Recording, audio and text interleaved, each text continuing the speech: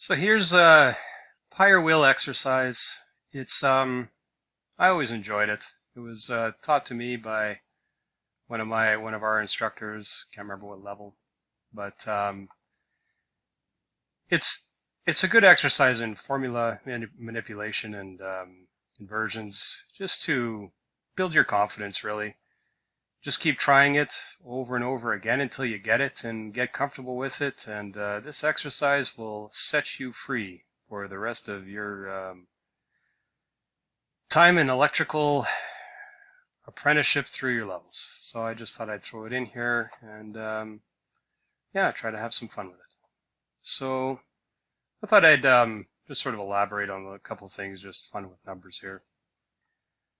So I think I've covered this already, but just to recoup, some things about numbers. So does 0.999 repeating equal 1?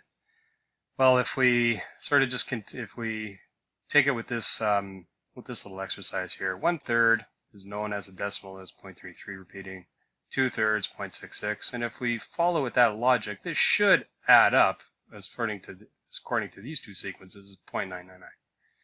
So it's just a little for instance on the that numbers aren't exactly locked into some solid, perfect resolve. Well, I thought this one was kind of neat. 1 plus 2 equals 3.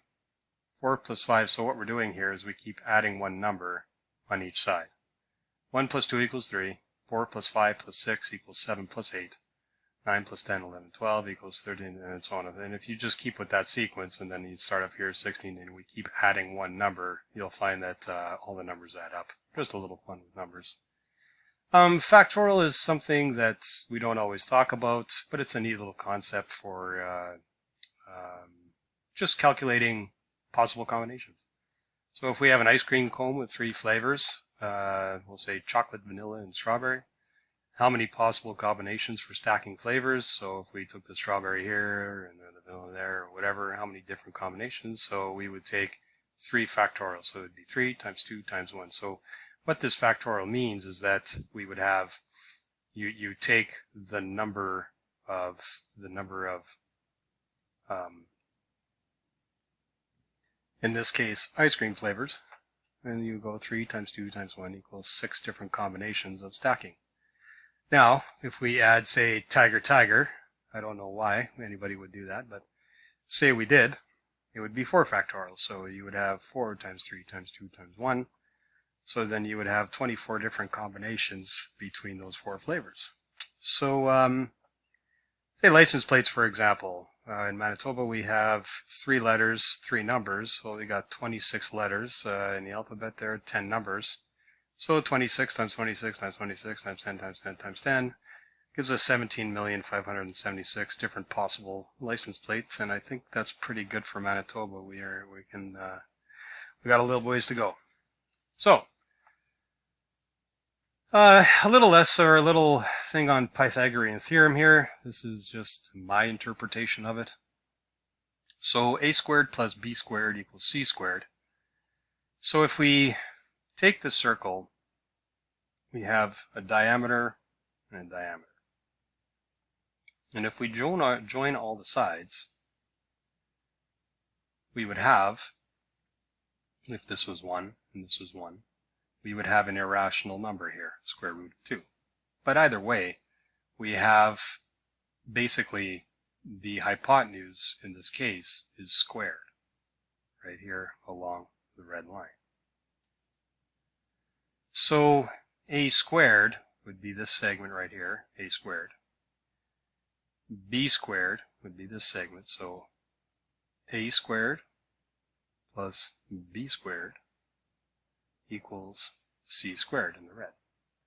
So if we take a squared, we have 2 segments here. So a squared would be made out of 2 triangles, which would be a1 and a2. B squared would be b1 and b2. So what we have in here is we take a squared and we just square it. What we have is a1 and a2. And this triangle right here and this triangle right here are the same, which would be this would be A1, this is A2. So just representing this piece. Here we have the same, so if we just square that, we have B1, B2, and this triangle right here would be the same, so B1 and B2. So A squared plus B squared equals C squared. So if we move on, you guys, that was just a little bit because we were going to do a lot of, we're going to use that quite a bit for our calculations, so I thought I'd just provide one representation. And when we deal with the square root of 3, quite often the students, why are we using the square root of 3? Well, when we deal with vector representation here, again back to the circle, it's really important to understand that math is about relationships. It's not really about numbers. Geometry is a really good representation of relationships.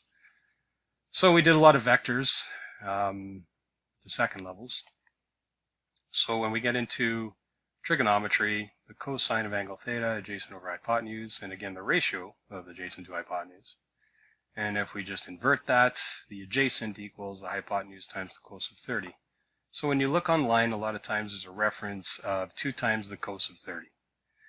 So if we look right here, now we take 120, we'll say 120 volts at angle 0. That's set right here. And then we have our B phase 120 volts, angle 120, which is this one right here. Now what you'll notice here is both of these voltage references are the hypotenuse of 2 right angled triangles, which means that this value right here, all the way along, is 1.73 times any one of these. And what you have is 2 right angled triangles.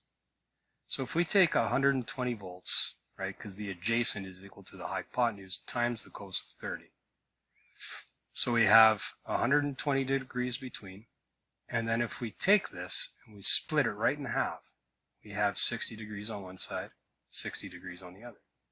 And since there's 180 degrees in a right angle triangle, or in a triangle, right angle triangle, that means we have 30 degrees left over.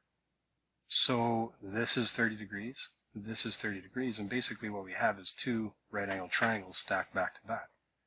And if we take the hypotenuse, which is 120 volts, multiply by the cos, this is the adjacent to this angle, to the 30 degree angle, we end up with 103.9 volts. And 103.9 plus 103.9 gives us roughly 208 volts. So that is just one interpretation of why we end up with the square root of 3. And it's just a nice trigonometry or geometry explanation of how we get to that value. And you can use this then, because this is set at angle 0. This also would apply for other voltages as well. And I think that's it.